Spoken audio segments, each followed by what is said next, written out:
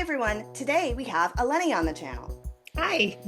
Eleni, I'm so happy that you joined us today. Can you tell my viewers who you are and where to find you? I would be happy to. All right. If you look me up on Instagram, I am Eleni Writing, and I'm also on TikTok as Eleni McNugget. So you can find me there. I also have a website, elenimcnight.net. I'm also a therapist. I work with addictions and eating disorders, and I have been doing that for a few years now. I've just tested for my license. I'm really excited about that. I'm waiting for the results. Can't wait to hear. Yeah. I've got a background in theater as well. I'm also somebody who has ended up having problems and struggling with some fat-related illnesses like diabetes. So I would love to talk about that with you today. I'm so happy to have you on the channel today, Eleni. I can't wait to hear your story. Oh, thank you. So, so thank you. Thank you once again. And actually, thanks to all of my volunteers that have decided to come on the channel. And carrying on with the theme of all of the interviews, we are diving into everybody's weight loss story, or in my case, weight loss, weight gain, weight loss, weight gain, weight loss, weight gain story. So, Eleni, let's start at the very beginning. Can you tell my viewers about your childhood? Were you a fat kid? What was it like growing up as you? Okay, yeah, let's talk about that. I grew up I'm in the South in America. I look back at my childhood. I look at my pictures and I'm like, I wasn't really a fat kid, but everybody told me I was because I wasn't skinny. So I kind of got that in my head, like, if you can't be skinny, you don't deserve love. So I was just like, oh my God, I'm the worst kid ever because I'm fat. I got teased and bullied a lot. I can definitely talk about that a little bit, but it was hard. I'm also from a military family. My dad was military, and he would leave for long periods of time, and that was stressful sometimes. So I think that contributed a little bit to a lot of my insecurity feelings. Oh, I also have ADHD. So if you know anything about being an adult with ADHD, as an adult and a therapist, I found this out. It's basically your brain is searching for dopamine hits. So that can predispose people to addictive behaviors, like with drugs or alcohol, and in some cases with food. Yeah, you can get to the point where you're reliant on food for your dopamine. Yeah, Oh, that's amazing. isn't So, it? um, in your childhood, at what age did you start to notice I'm bigger than the other kids? I really started noticing it about around 7 or 8. And was Yeah. it something that you picked up on, or did you pick up on it because you started to be teased? Um, I pretty much started noticing it in myself, just being critical of my body and my appearance, and wishing I looked a certain way and that I was thinner. I think a lot of girls go through that anyway. Yeah, the body dysmorphia, dissatisfaction, that kind of thing. And you think that started at around 7 or 8, or at 7, 8, you were just starting to become aware, and then that happened later? I think I started to become aware of it around 7 or 8. Yeah, Okay. yeah, I And what really, about your friends and family? Did anyone say anything to you at that age that, hey, you're packing on some pounds, maybe you should go ride your bike or something like that? yeah. I did have a couple of relatives really come down on me anytime we had like a big family function. I think my mother was trying to do what she thought was the best, and she did try to monitor what I ate. And I think back then, when I was growing up, the attitude was if you can produce shame and guilt in a child for doing something, that will get them to want to stop. But we found out that that's not that effective. Yeah. So I think Yeah, that was the approach that was taken. they say, yeah, I gotta love the parenting in the 1980s. That's what they thought. That's what they believed. Right. Yeah, so now that I'm older, I'm like, well, I think my parents were doing the best that they could. Everybody around me was trying to do the best that they could, and they really thought that was the best line of action. And it was really not in the long term. But what can you do? Just forgive them, go on with your life. The collective knowledge of the time was weak. I mean, like I always say, I'm the same age as Bart Simpson. Okay, The Simpsons came out when I was 10 years old. Bart should be 46 by now. So I use this as a barometer because I remember when ADHD started to be in the news more. Mhm. People were so ignorant, and there was a Simpsons episode about it. And I remember Marge saying something, oh my God, if you don't take the pills, the only other option is regular exercise. And it was this like big joke that that's all people thought that ADHD was at the time. My parents too. Like they're like, oh, it's nothing. It's nothing. It's not a real thing. But Oh yeah, that was the collective knowledge in the 1980s. it was. And I think they also thought that only boys could have ADHD. Mhm. That was really weird. And Yeah, I know that, like, well, I have ADHD, and I remember finding out and during the testings that the reason why, at least this is what I was told. I mean, you're far more experienced, but I'll tell you what I was told was that girls internalize instead of externalize. So they explained it to me that when you were little, a little boy that's frustrated with math is going to go start breaking things and swearing and getting mad that like he can't do the math. When you couldn't do it, you did it inside. You did the same emotions, but I'm a failure. I'm terrible. I can't do this, and you beat yourself up. And that's how you yes, did your ADHD, and that's why it was not detected. The outbursts were the same, but they were going this way instead of that way. exactly. Yeah, that's exactly what happens. And we learn how to mask, don't we? Because girls are supposed to be a certain way, Mhm. and it would be very unladylike if I were to have an outburst. But Oh no yeah, one's going to know if that outburst goes the other way. exactly. Yes. So we can beat ourselves up in our heads so badly. We really do. And up to a point, I feel like it's saying, okay, if I can just like say the worst, most horrible things to myself in my own head, if somebody else says it to me, it's not going to hurt as much. And that's what we kind of try to do. Alrighty, so let's move deeper into your story. Can you describe to my viewers about your teens? What was it like? Were you a heavy teen? Did you struggle? Did you play sports? Did you have a boyfriend? What were your teens like? My teens were, I had gotten into dance by then. I really loved that. So I'm more of a dancer than an athlete, really. Um, I ended up doing marching band and I was in the color guard. I was one of the flag girls. I absolutely loved that.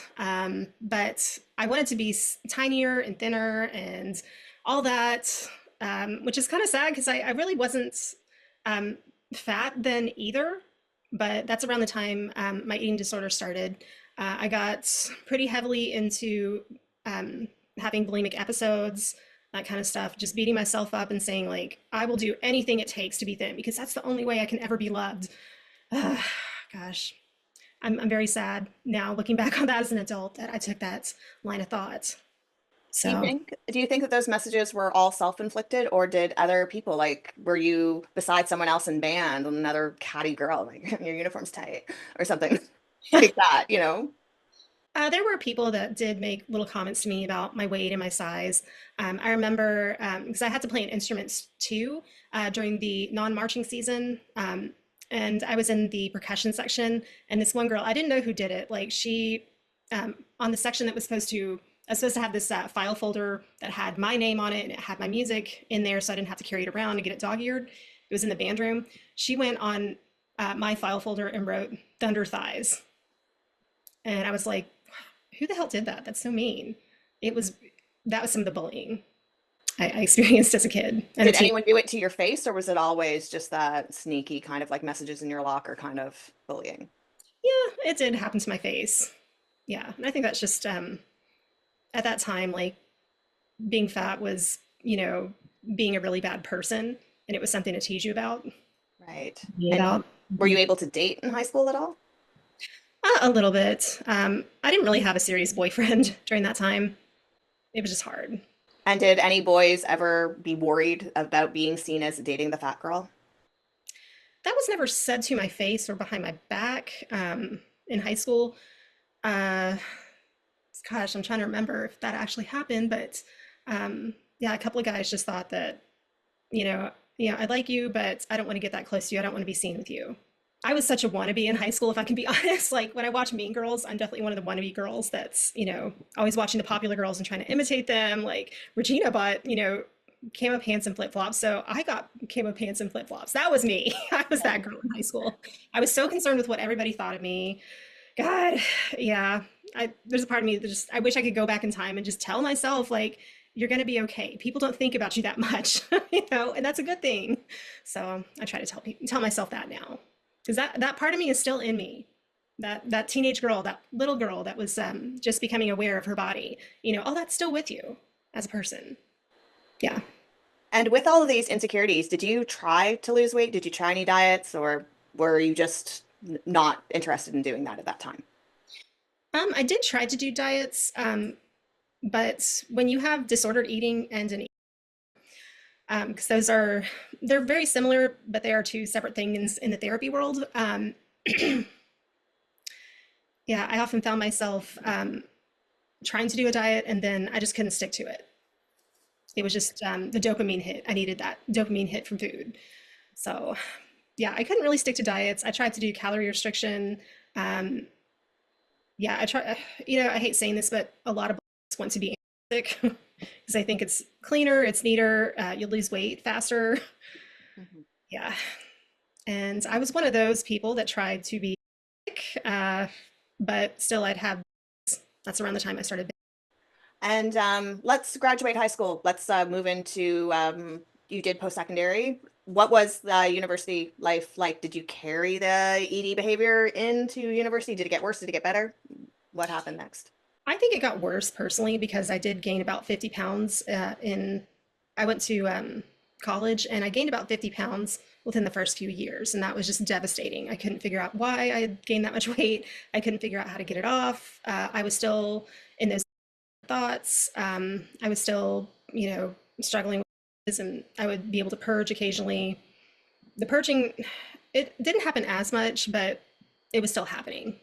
Yeah, and that's around the time I had a doctor suggest to me that I was developing insulin resistance and I needed to do, a little more of like a keto, or high protein, low carb kind of diet. And I just could not do it. I was a little bit offended at that too. So Was there anyone in your life that was aware of your ED behavior at this time? I definitely think my immediate family was aware of it, but they were more aware of like the and they were pretty angry with me for consuming that much food. That's hard for me to talk about, really. Um, I think they were also at that time trying to do the best that they could. They just didn't know any better. And during this time, were you seeking support on forums, like finding other like-minded people or like chat groups? Like I'm not sure exactly what year this was and what the status of social media was at that time to know where you could get support because I'm similar in age to you as well. And I'm like, oh, when I was a teenager, there wasn't very much. Yeah. Well, the kind of support I was seeking, I just wanted to be able to talk about having problems and thoughts and behaviors without judgment and this big shove of like, you've got to go to treatment. Because I hate to say this, but I started to think of this as like a secret weapon I had if I could just put it into play. And I didn't know who I was when I finally went into recovery. I didn't know who I was without that. It was so much a part of my identity. So that was really, I was still very deep into that through most of college. I know this probably is nowhere near to the same extent because I don't claim that I ever had an ED. I had a disordered behavior. I still have some disordered behavior, but I don't claim that I ever had an ED. However, I do remember feeling pretty darn smug with this knowledge of I know how to lose 5 pounds in a week. Oh, And I yeah, don't know why that made me smug, but it was like, I know how to do me too. Yeah. That was me too. That was the sadness. it. It's sick, but it did make me smug. Especially because if anyone were to complain about losing weight, I would be like, oh, I know how to help you. Well, in actuality, I have that knowledge now, but I would never recommend the same thing as I would when I was a Oh, yeah. teenager. Oh God. Yeah. I would never ever recommend some of the stuff I was doing back then to try to lose weight. So yeah. Oh God. Did you ever buy any weird products or was this all just restriction based? Um, Weird products. That's a good question. Because I took like I think it was metabolite. I know that was a big thing in America for um a little while in the around the turn of the millennium. Hmm. Uh, gosh, what else did I do? Oh gosh, I invested in the LA Fitness. I don't know if you've heard of that one. That was a big thing. It was basically a protein diet, but you had like supplemental like bars, protein bars that were kind of like your treat. Um, Gosh, I actually gave up dance during this time. I'm so mad at myself. I gave up dance because I was like, I'm not going to dance again until I'm thinner, until I've lost the weight. God, why did I do that to myself? But you Because love to dance. yes, and like, there's so much joy, and it's like the older I've gotten, the more therapeutic it is, and the more I've realized like other people aren't looking at me so much. Um, so I was sitting there going, I can't, dance in, skimpy clothes, tight clothes because it's hot. I have to protect everybody else's eyes. Like people were gonna like projectile vomit when they saw me or something. Such a dumb thought. But that's what I thought was gonna happen. Yeah, if I were to wear a leotard in a ballet class or wear short shorts or something like that to dance in. So The thing is, while you were trying to lose weight, those activities might have been hard. I personally remember trying to not eat, not eat, not eat, then go to figure skating and try to do a triple jump and fall badly because there's no energy. And all I'm doing is like dreaming of French fries while I'm skating, and that's not helping. Yeah, the preoccupation with I'm going to let myself have blah blah blah if I can, do this exercise and burn this many calories. It's just yeah. Yeah, I just remember being that disordered in my thinking. God, and how preoccupied I was with food. Like I'd start dreaming about a food, and I can't wait to get to that. I'm not going to be able to get to that for a few minutes, but once I'm done with this class, and I was not paying attention in class because I was so busy thinking about, I don't know, getting French fries or a slice of pizza, or something like that. Right. So, did you do your plan? I'm probably going to make a guess and say the plan didn't work, that Eleni did not lose a lot of weight, then re-register for dance class, and then emerged as this like beautiful, fit, svelte dancer. I'm going to guess that that's not what happened. Uh, Oh, are you psychic? Yeah, because that's basically what did not happen. but can you tell us what did happen? Like, did you get back to dance and did you lose some weight? Like, what happened to obviously, well, I'm not gonna say obviously. I'm gonna take a gamble that all this time has not passed and you have not danced. So you Yeah. tell me. It was a couple of years before I trusted myself to get back in the dance studio. I had to go through certain stages of recovery before I got back in, and trusted myself to get back in there. Yeah. Most of my 20s, I was crash dieting, trying to calorie restrict, still had problems with the binges and dreaming about certain foods and being preoccupied.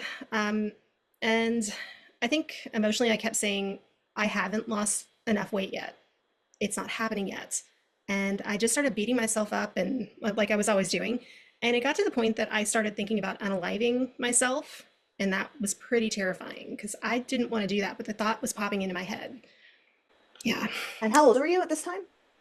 Uh, I think the unaliving thoughts really started happening around my early 30s. Okay. And that was pretty terrifying. And I realized, like, I'm sitting here going, I'm not going to be happy till I've lost weight. This is not working for me. How long? This has been over half my life at this point. So that's around the time I finally said I do want to recover. And that's when I finally started going to therapy and taking it very seriously. I couldn't afford to go to a treatment center at that time. I just didn't have the health insurance. I did not have the time off from work. Uh, yeah, things were just not going well in my life at that time. And I just said, I'm going to give this a try. And I mean, I fought. I fought to get better and to change the way that I saw myself. I usually ask my guests when they come on, what was your turning point of when you decided that's enough, I'm gonna lose weight? However, you just gave me a very important turning point, which was a mental health turning point of I need help. Mhm. Yes. I want to know if the voice of I need mental health help worked in tandem or against the voice of physical health. I personally think that it did work in tandem, but it took a while to get to that point because the way that I had to go through recovery, and this is typical for eating disorder recovery, is they want you to stop assigning moral value to food. Yeah. And learning how to love yourself regardless of what you weigh and what other people think of you. That was an enormous challenge for me at that time. I'm not saying that like I, have unlimited, love for myself and I'm perfect all the time, blah, blah, blah. Yeah, I still have days when I'm like, okay, I just can't wear that in public, or I'm just not up for, doing A, B, and C, you know. Um, that still happens because of my body. But I'm getting to the point where I can say my body is getting me to and from, the places where I want to be. It is, sorry, give me just a second. Um, yeah, I'm practicing a little more body neutrality as opposed to body positivity at this point. Yeah. So this is where I was going to be going anyways. I completely agree with if you have a disorder to, try to get through the moralities of food, but Yes. the slippery slope to fall into BOPO and fat acceptance. Yeah, How did you navigate this time? Because like I understand with the disorder you don't want to have the value, but if you fall down that slope, you can go into science doesn't exist. exactly. Yeah. So, um, Yeah, so what I had to do initially was be okay, find a way to be okay with gaining weight and understanding like I'm still worth loving and caring about. Maybe not romantically. I can't push myself romantically on people. I get a little annoyed when I see people saying stuff like, why won't guys date me? I may be fat, but I'm beautiful. I'm like, you are beautiful, but you can't make somebody have romantic feelings towards you. So sorry, I got a little bit on a tangent there. But yeah, I had to learn how to say, it's okay if people don't like you and you're not their cup of tea because you're the only you that you have. This body is the only one you're ever going to have. And you got to learn to make peace with it. Yeah. And I had to learn how to stop assigning like moral value to food and understand like some foods just, they don't work well with my body. And that was a little later down the road. But I did have to, I was really pushed to try intuitive eating. Yeah, you hear all about that on the internet, but I don't think that it's really well explained on the internet. I think there's a lot of assumptions made. Yeah, I think that I still need more research. I remember trying to research it before, but I would find different people doing it differently. And like I Yeah, remember following this one girl on TikTok for a little bit, and she said she was super fit and she did intuitive eating, and her way of doing it was she didn't count anything. She ate good meals until she was full, but she made sure the meals were always healthy, and she didn't snack at all. And the reason why she said is that she said this is intuitive for her. She said it's not a rule. She says not a rule that I don't snack. She's like, I just eat meals, so I'm never hungry between my meals. right. And but it was she was healthy, she was fit, and it was like her. She was saying it would the not snacking and listening to her intuition was key. Like she was showing it as I am really listening. My body ain't hungry. I don't need a snack right now. I am not hungry. Like just saying that's my intuition. I'm not hungry. I am hungry. I mean, I'm not hungry. So contrast that with the other side of intuitive eating means I'm binging whatever I want. That's not intuitive either. If your body's not legitimately hungry, how is that intuitive? Exactly. Yeah. Yeah. And that's a lot of what I was finding when I looked up intuitive eating on the internet before I got into being a therapist. Yeah, because one thing that you're seeing so often is like you see what I eat in a day as a fat person kind of videos. You see those. Those kind of drive me nuts because they're just eating whatever they want. And I found out later that but after getting into therapy that as a therapist is that you're supposed to eat like a balanced meal with like a lean protein, vegetables, and a carb at least before you decide to engage in like should I have that food that I've been craving. And it's funny how like if you eat a balanced meal and you drink your water, those thoughts will kind of God, what's the word? Sorry. Evaporate? Yeah, sorry.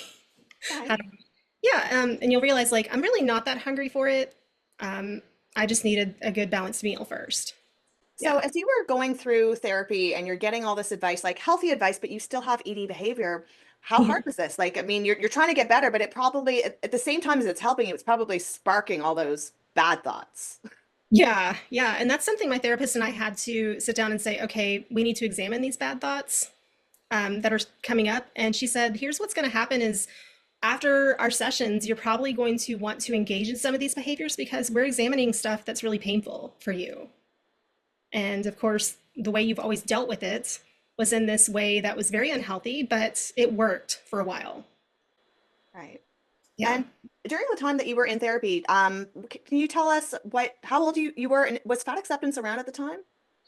I don't think fat acceptance was necessarily around at the time. I think it was just beginning to come out. I was about 31 when I started my journey.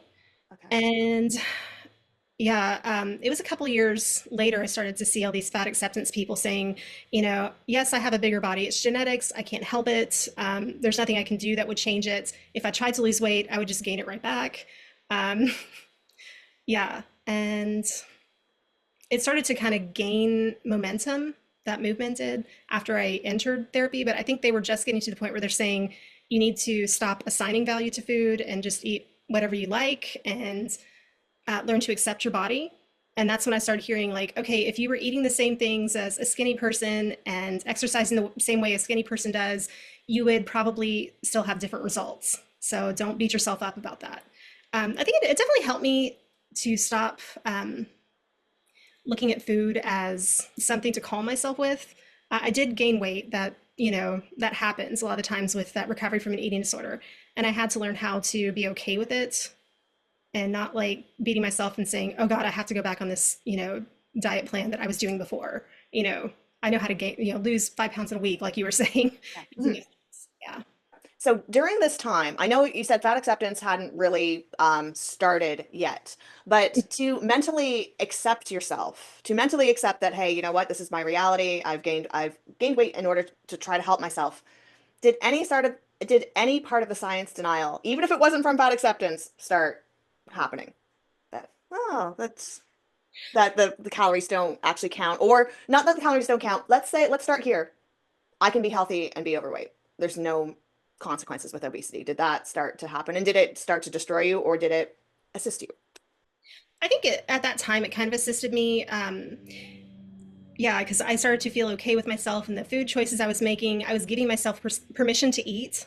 And I started to notice like I wasn't eating as much in the afternoons and evenings because I was eating adequately throughout the day. And that's something I had never done. Like I had tried to just fast from the moment I woke up until I ended up going into like just a complete in the afternoons at that time. Right.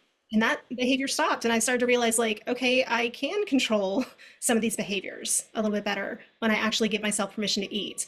I don't want to sound like somebody in fat acceptance, but at that time, I was learning how to pay attention to, am I hungry or am I not? Right. Because I did not know my hunger cues, even though I was enormously overweight, I felt like at that time. Um, yeah, and I did gain weight, of course. That was not easy, but I knew that that was just part of it. My therapist and I talked about that a lot is like, you're going to gain weight through this process of Right. recovering and learning how to treat yourself and know when is it time to eat and is it okay to eat, that kind of stuff. So I'm not going to assume that you got this all down pat now. And the reason why I'm going to say I'm not going to assume that because well, I don't think that any of us ever really got it. Um, Yeah. but I will ask, how long did it take for you to start to feel, and what was, maybe it's better to start with a question. What was the process like about relinquishing the morality of food, starting to eat normal, and then going from not fasting, not doing the crazy stuff to eating not only at regular intervals, but eating regular portions, like what would be considered normal? Like how long, how many years, or you'd say months or years, did it take to go from Eleni walks in the door, I am fasting and binging every single day. I fast till 3 o'clock, then I do nothing but eat, to go to, oh, and I'm eating regular, but maybe too much, maybe the wrong things, to, hey, you know what? I can eat 3 squares a day and a couple snacks, and I feel pretty good. Yeah, I think that took about 3.5 years because I started gaining a lot of weight and I started to notice like a lot of exhaustion. I would wake up in the mornings exhausted and I'm like, okay, I'm finally eating like a regular person or trying to. I'm not fasting, yet I'm exhausted. What's going on? So I started to invest in my health a little bit more. I went to a hormone related kind of doctor. It was a kind of combination of um, endocrinology and gynecology, and he diagnosed me as having PCOS because he started looking at like my A1C results, my lab results. He tested a few other things, and he's like, "Yeah, you're looking like somebody who has this." And I was like, "Really? All this time I've had this?" And he's like, "Yeah." So that's when he started to. He said one way that you can handle this is through a high protein, low carb diet. And so I was like, I'll give that a try. So I did. And finally, I was able to stick to a diet. And I think it's because I was saying, I will have breakfast. And for breakfast, I will have some kind of protein like eggs or a protein shake. Or I will have something like sausages for breakfast. So I started doing that. And I started cutting out the sugar, the added sugar. Mhm. And I lost 10 pounds. And I was like, I'm not hungry. I'm not starving. I'm not shaky, and I've managed to do this while actually eating. So that's when I started to say, wait, so maybe all this fat acceptance stuff of I can eat whatever I want, it wouldn't matter. Um, I'll start, I realized like I can actually lose the weight. I can do a diet. That's when I was like, wait a second, this actually can work. So I can diet. I can control myself. Yeah. So did you go down the whole keto route, or did you just make sure you have more protein? I did go the keto route a few times. It's really hard to sustain keto for a long period of time, but I have had a lot of success on that. It helped me also because a couple of years after I started that route, when I saw that doctor, I also started to get back into dance. and that was important for me. Because I went to actually started doing a burlesque finishing school. So I started going through that, and I started to meet people with all different kinds of bodies, all shapes and sizes, all different weights, and they were being encouraged and they were being cheered on. And I was like, this is amazing. I love this. It felt so good, you know. Um, Granted, I've never performed burlesque, but it just was really amazing to go down that route and see that. And I started to get back into dance, and I was like, I can dance even at this size. It's okay. Oh, absolutely. Dance is a huge part of my life. My Instagram handle is Mom That Dances. Yes.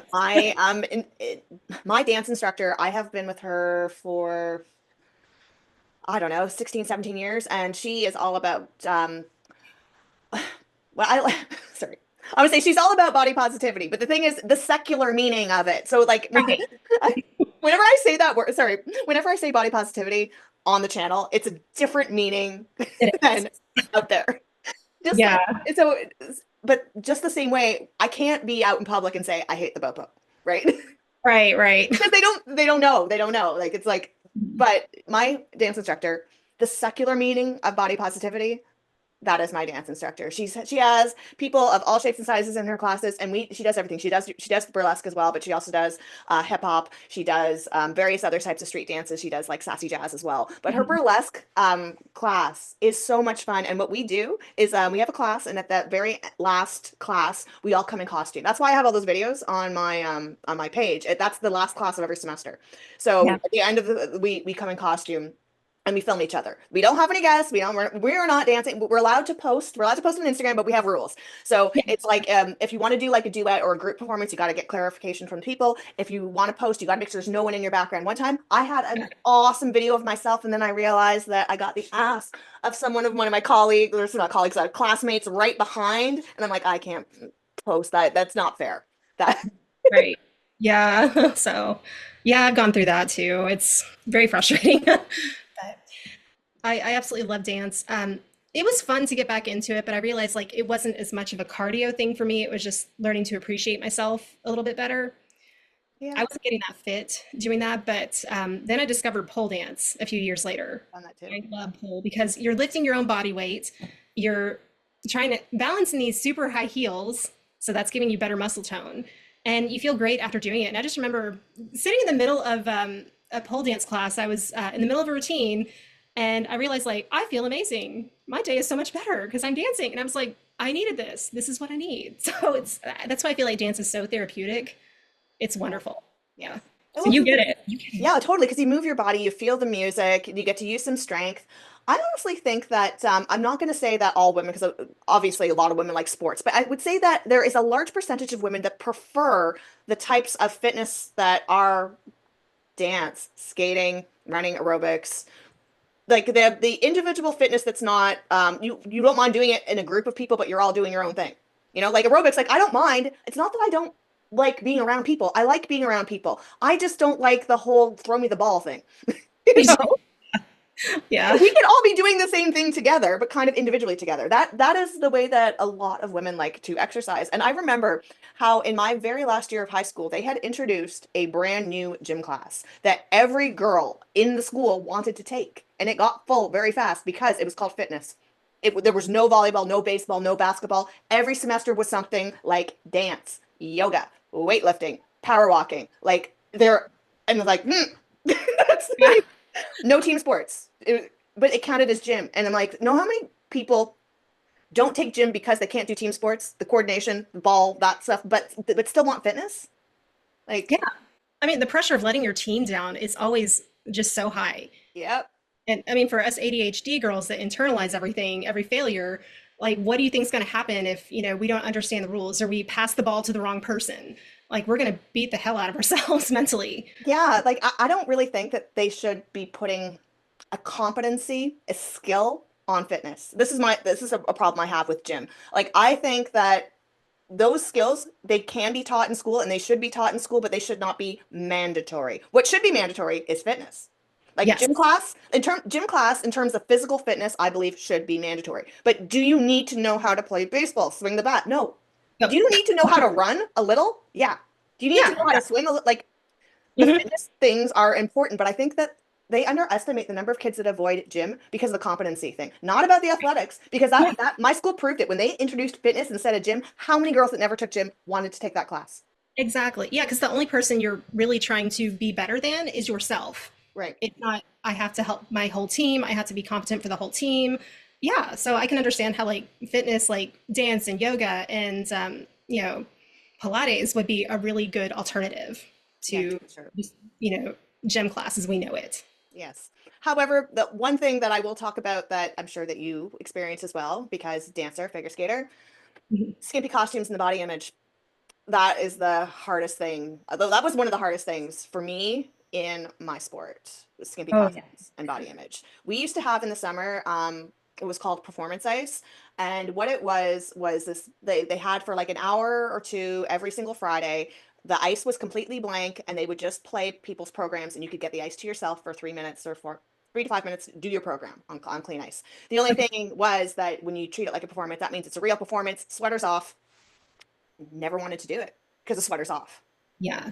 Like that one thing made me not want to do it. I'd be asked, "Did you do performance ice this week?" No. Why? Sweater's off. I'm like, because I don't want to be exposed in my tight little spandex dress in the middle of Oh, the ice and everybody's watching me. When we are on right. practice, there's 20 of us and we're all wearing sweaters and nobody's looking at each other. I can do that till the cows come home. Everyone's in Yeah. their little world because we're all. I'm just looking to make sure I don't hit you. I'm not Right. looking at you like on the ice. I am thinking about my program. You're thinking about your program. I'm just making sure I don't hit the blue sweater that's skating towards me. That's it. But during Yeah. performance ice, I'm at center stage. And I know that when I'm in my opening position, who's looking at my pose and who's looking at my tummy rolls. Exactly. And Yeah. these girls are catty. Someone is looking. Yeah. Well, that's one thing I've liked about getting back into dance in my 30s was people weren't sitting there going, "Oh, she's got tummy rolls. Look at how like thick her thighs are. Can't she do No. something about like that, saggy arm?" That kind of stuff. Like people aren't really doing that, especially in these more feminist. Well, they were more feminist to me kind of spaces. Other people may not think that so much. Uh, but one thing I realized one day when I was in pole class in the middle of the summer, and our studio is in a garage, so there's not a lot of good insulation. The AC doesn't really work that well. I was sweating buckets. I was miserable. And finally, I was like, I'm just going to take my top off and I'm just going to dance in my shorts and sports bra. And I was kind of worried that like other people were watching me. And I realized nobody was watching me. They were all concerned with themselves. Right. And I started hearing from other people like, "Oh my gosh, you've got the best body." I'm like, "I do." And they were talking more about like the shape of my body. I was Hmm. like, because I'm looking at myself and I have all these little things I want to pick out. And they were like, "No, you look great." I was just blown away by that. And that was just, it was amazing to me. And I realized like how we can just support each other so much better as women, especially because I mostly dance with women. Yeah, and how wonderful it feels to be in that kind of environment. We're always our own worst critics. It's terrible. The world doesn't see us how we see ourselves. That was such a mind-blowing moment for me. Right. And are you still dancing? Oh yeah, yeah, I still dance. Okay. So Keep it in your life. yeah, gotta have it. Yeah. Okay, so we talked a bit about fat acceptance. Can you start to describe your weight loss journey? Like you were in this place and then we started to figure some stuff out. Can you talk about when Lenny started to feel a little bit, I guess, more mentally stable, and then what happened next? When I started to feel, I really feel like a lot of that was as I got a little bit older, I started to develop a higher A1C. I went into the pre-diabetic range. And for a while, we tried to just like pawn off like, the use of metformin as trying to control the PCOS, but it was actually to control my A1C because yeah, insurance is an ugly thing in America. You get that medical record and they never let you forget it. When I was 39, my father passed away from just overall organ failure. I've talked about that a little bit with you before. I was pretty angry with him for a while. Like, why didn't you take more time to pay attention to your health? Why did you let your diabetes get this bad? But I still love him. And I know he was doing the best he could too. It may not have been the best thing for him, but he was doing the best he could. He was also in the military and uh, he was exposed to Agent Orange during the Vietnam War. So they kind of blamed that at the VA for his diabetes. And he got all of his diabetic supplies covered by the VA. Um, yeah. But that being said, I did want to lose weight, but it felt a little hopeless at times because I had developed diabetes myself. My A1C went over, I think it was 6.1, and that's considered diabetic, which I hate. But that's just what it was. So I started taking medications for it and this, that, and the other. And finally, just one day, I told my doctor, I would really like to figure out why can't I lose weight? And she said, well, I think it's probably because you don't have your blood sugars in check. And she prescribed for me a GLP-1 to treat my diabetes. And that was the first time I did Ozempic. And I lost about 30 pounds. And it was just amazing. And I was like, whatever this is, it's working and I love it. But it's gotten so popular as a weight loss drug, it almost feels like cheating, even though I've actually got Tool. diabetes, It's a tool. It is. Mhm. It's what you need for your diabetes. And I have zero problem with anyone using it for weight loss as long as there is supply. I had more of an issue when the celebrities were taking it, when people with diabetes who needed it couldn't get it. But right now there's supply, and I'm like, knock yourself out. Like, I personally think you should use it as a tool. But if you want to use it as a stop sign, who am I to say? Go ahead, you'll be on it for the rest of your life. If you want to be on it for the rest of your life, go ahead. If you don't want to be on it for the rest of your life, I would encourage people to not use it as a stop sign, meaning I'm just going to eat and eat until it tells me I can't. Yeah, yeah. That's one thing I loved about it is like I could I could go for hours without eating and it didn't bother me. I didn't have the food noise, as they call it, in my head. Um, yeah. So the food noise that I'm talking about, I really attribute that to my insulin resistance because when basically insulin is a weight gain hormone. A lot of people don't understand that or don't realize that. Basically, what happens is if your body needs extra insulin to break down your carbs, that insulin is going to make you feel hungry again Right. before you're ready or before you need it. So therefore, intuitive eating is not going to work. you know, Right. yeah. So I appreciate you explaining that like that. And the reason why is because I am really, really tired of hearing, and even from my own doctor, that a pill causes weight gain. And I'm like, no, it doesn't. Tell me, no pill causes weight gain. Pills can cause you to feel more hungry that lead to overeating. Pills can cause you to feel more tired, which leads to inactivity. No pill causes weight gain. So exactly. Yeah. then I have to push. I had to push my doctor, like, oh, well, yeah, this one's known to kind of mess with your cues, and you're gonna feel. I will feel hungry. Thank Yes. you. Can we Mhm. please stop putting it on medication that things cause weight gain? Nothing does. Let's just Right. have them say this will make you feel hungrier. Right. Yeah. That's the truth. Yeah, and it dawned on me that like you can actually control your hunger with the way that you eat. Because if you have insulin resistance and you eat fewer carbs, you're not going to need so much insulin, so you won't feel as hungry. Ah, right. Oh, light bulb. Yeah. So how many years have you, are you, first of all, are you still on Ozempic or? Yes, I am on a GLP-1. Okay. Yeah, insurance in America, they said I changed plans, and a lot of companies are saying we don't cover Ozempic, we don't cover that. But I found one that said we will cover Manjaro. Yeah. So medical necessity is just, it's such a pain in the butt in America. Um, that's basically what they were doing is, saying we're not going to cover it. And I was like, well, how should I be able to get it to treat me? Because I've had so much success on it. Yeah, but I did go off Ozempic after about a year. And I gained that weight back simply because it didn't occur to me that I was slowing down my eating with Ozempic. I was not getting the I'm full, Right. feeling. Because what GLP-1s do is they slow down your digestion. And a lot of people don't get that. That's basically all it's doing. So you're not needing so much insulin, obviously. So that's what helps you lose weight. That's basically how it works. But yeah, but getting to that point, I actually went back on it after I reached my highest weight again about 3 years ago. And I've lost about 45 pounds since then. I'm still trying to lose some more weight, just trying to push myself to get past a lot of the, if I can just get through this kind of thinking and feeling. Yeah, like I just took my exam for the licensure in my field, so I'm trying to get licensed. I took about 6 weeks to study for that. I didn't get out much. I didn't exercise as much. I'm trying to get back into that now. But I have faith in myself that I can do it. That I'm gonna do it. I'm gonna be successful. I'm gonna get down to a healthy weight. I'm gonna live my best life. I'm one big thing is back in February, they took my labs, and it turned out my A1C is in the pre-diabetic range now. So I'm not diabetic Oh, anymore. so you've dropped. Good. Yes, I'm so proud of that. I'm so excited. So the treatment is working, is absolutely working. So So, coming back to Ozempic.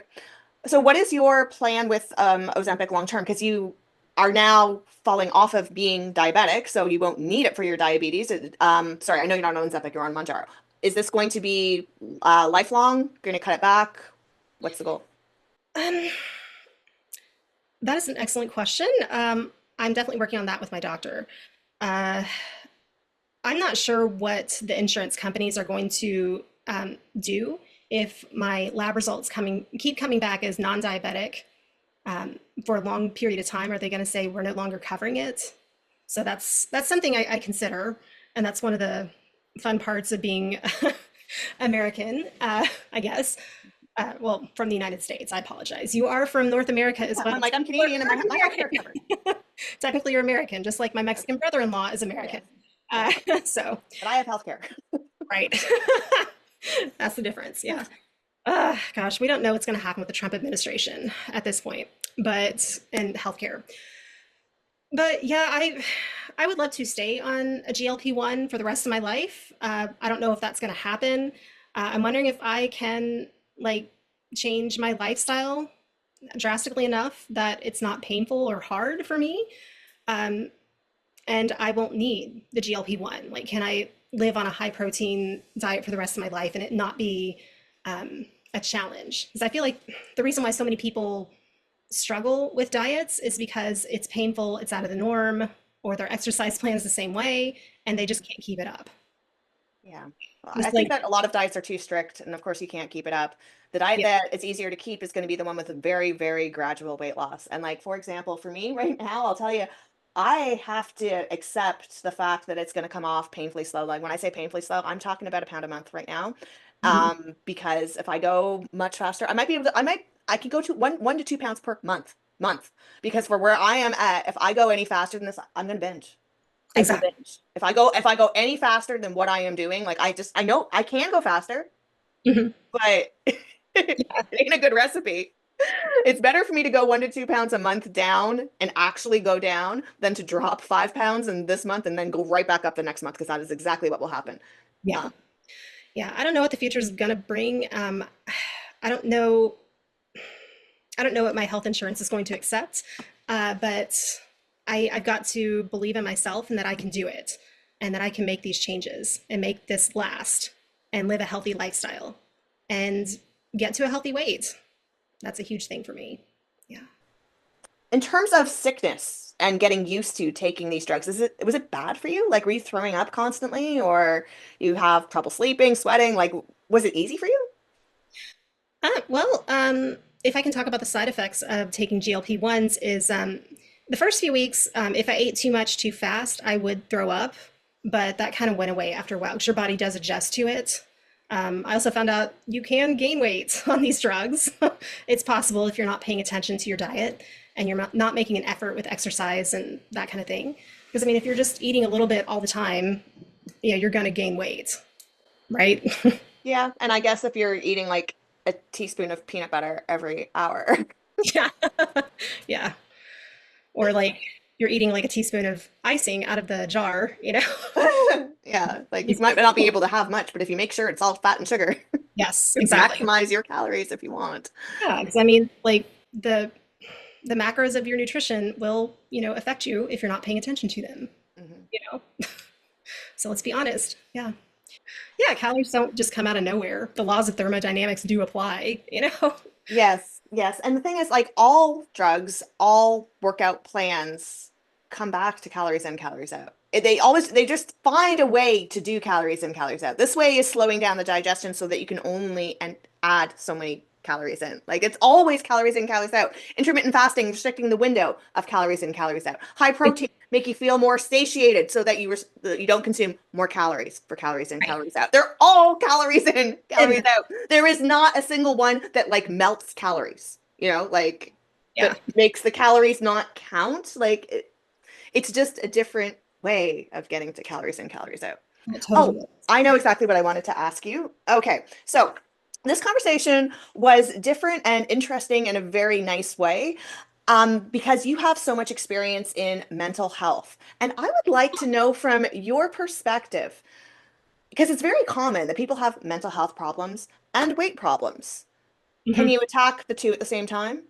Or can you not? Can do you have to address mental health first before doing the weight? And is this is a big question. And is there like this overlap where you have people like Hannah Talks Bodies? If you remember her, saying that there is absolutely no place for weight discussion. Oops, I bumped the mic. There is absolutely no place for weight discussion when we're talking about our mental health. Someone like a Hannah that insists that you completely ignore your body and focus on your mental health.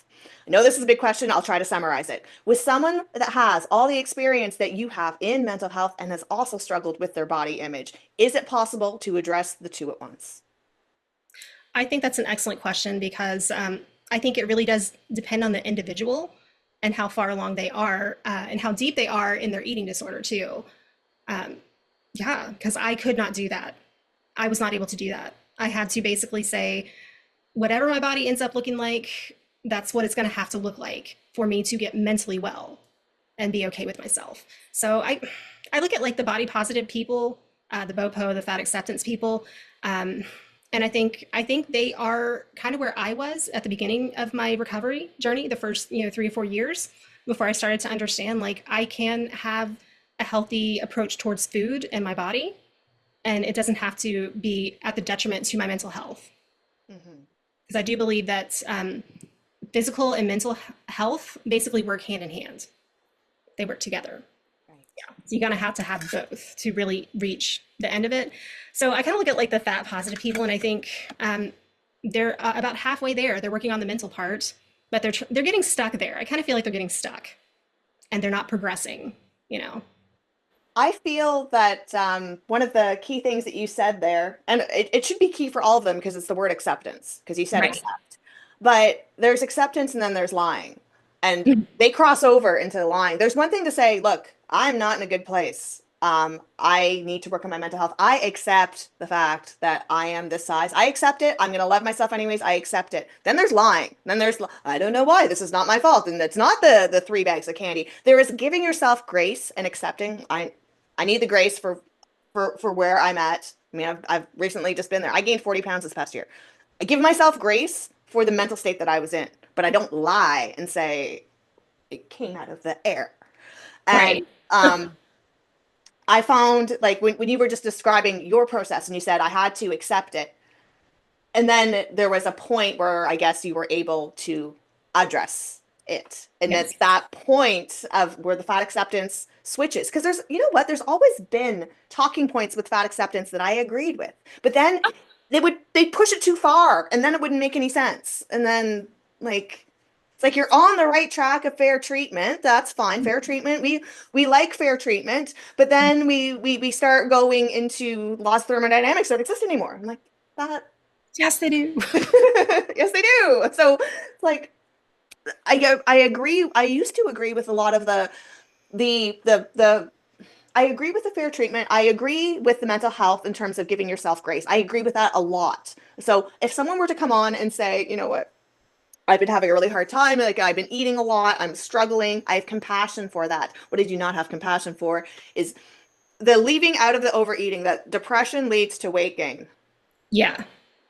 Overeating over here, Yeah. you know. Right. Right. Depression leads to overeating, which leads to weight gain. Cut yourself the grace, give yourself the grace for that period, but please don't ever forget that this uh, Yes. is what did it, not the sad. The sad led to that. That It just, that's yeah. what it did. Oh, The way I would approach this is very, I think it's person-centered, Rogerian kind of school of thought with psychology. Is I would have unconditional positive regard for somebody, and they're probably struggling a lot with shame. I love Brene Brown. They're probably thinking, and I've said this so many times. I feel like the fat haters say you're a terrible person because you eat too much, and that's why you're fat. And they're saying, I do agree that terrible people eat too much and that's why they're fat, but I am fat because of genetics. These calories came out of nowhere and packed pounds onto my body. And I'm just like, no, no, you're not a terrible person if you eat too much. You just Hmm. need to say, yeah, I found myself eating too much for whatever reason, like because I'm Right. sick, because I think I'm hungry because of insulin resistance. I eat too much because I need dopamine hits, because for my Mhm. ADHD. Finally just saying like, yeah, I do eat too much, but I'm not a terrible person Exactly. unless I'm like stealing food from like homeless people to eat. Right. That's what I'd say. Yeah. So it's that unconditional positive regard for somebody. That's the way I would treat it in my practice. I would just tell them like you're worthy of love and acceptance and just being treated well, even if you are overweight, even if you do eat too much. I wouldn't say if you eat too much, but yeah, Mhm. because a lot of times there's so much shame with being fat. It Yep. just and it breaks my heart to see people that ashamed. Because I mean, if you really look at like the loudest people in fat acceptance, they're basically, I can see so much shame, like they're trying to cover up for it. They don't want anybody to know they think these horrible things about themselves. So that's why they're pushing and they're so loud. Yeah. And I'm just like, I wish I could just tell you it's okay. It's okay if you ate too much and that's why you're this size. Hmm. That doesn't mean that you're a bad person. And I think Right. that's what we always say here, because there are very overweight people in our side, on the fitness and health side, and they're trying to better themselves, and they may have setbacks, but we're still there to encourage them and cheer them on.